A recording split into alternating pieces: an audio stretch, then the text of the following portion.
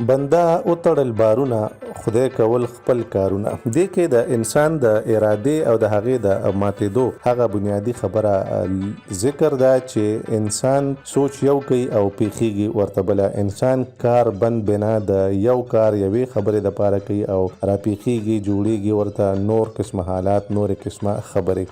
ډیر حالونه ډیر کارونه ډیر مرحلې داسې دي چې زمونږ په سوچ او زمونږ د منصوبه بندۍ مطابق کیږي، خو ډیر داسې هم دي چې هغه زمونږ د سوچ مطابق نه کیږي. زمونږ سوچ زمونږ خواهش زمونږ اراده یو شانتي وي او هغه کارونه کیږي بل شانتي، هغه په بل حساب باندې سرته رسولي کیږي. ځینې داسې وي چې هغه نیم په نیمه وشي، نیم په نیمه بدل شي، ځینې داسې وي چې هغه ټول په ټوله بدل شي، ځینې داسې وي چې هغه ټیک وشي چې څنګه موږ غواړو زمونږ خواهش وي هغه شانتي وشي. به هر حال په دې ټولو خبرو کې خیر وي او خیر طرف ته، یا چې مې وختي وویل ښه ګمان طرف ته کتل پکار وي. نو هر وخت په خپل بار باندې تکیه کول یا په خپل وسایلو باندې تکیه کول یا په خپل مټ باندې ودرېدل ښه خبره نه وي.